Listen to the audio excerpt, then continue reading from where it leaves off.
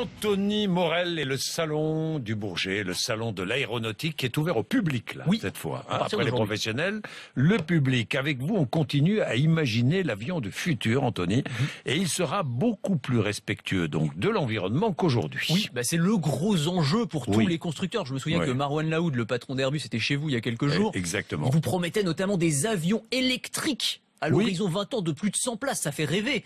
On peut se projeter encore un peu plus loin.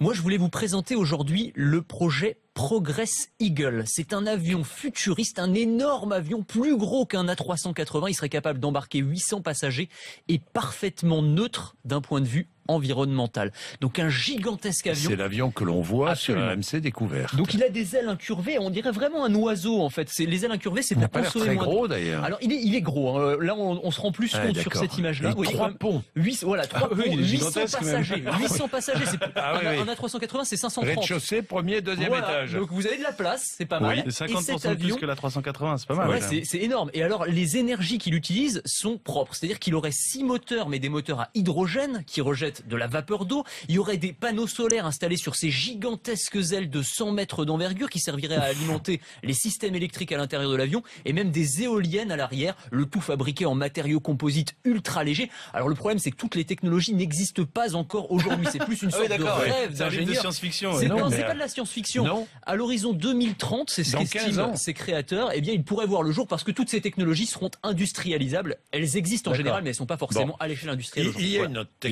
autre technique, pour alléger la consommation en kérosène des avions, c'est de créer des sièges beaucoup plus légers. Oui. C'est ce que fait, une jeune entreprise française. C'est une toute petite chose, mais finalement ça change énormément de choses à l'intérieur de l'avion. Ça s'appelle Explicit. Ils ont créé des sièges qui en classe économique pèsent 4 kilos. C'est 2 à 3 fois moins que les sièges qu'on trouve aujourd'hui dans les classes éco des avions. En fait, ils ont eu l'idée de fabriquer des sièges qui ne sont plus en acier et en aluminium, mais qui sont en fibre de carbone et en titane. Trophée PME, bougeons-nous. Hein. Ah c'est vrai, je l'étais pas au courant. C'est le nom de la boîte qui m'est revenu.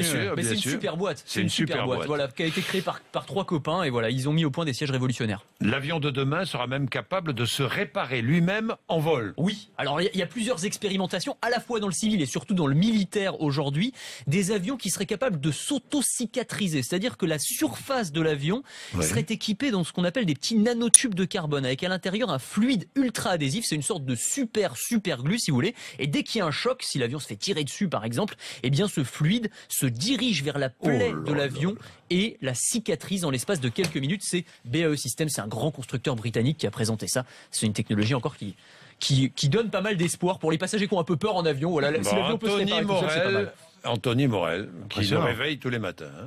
Franchement, Anthony, à lundi. Ah lundi, bien sûr.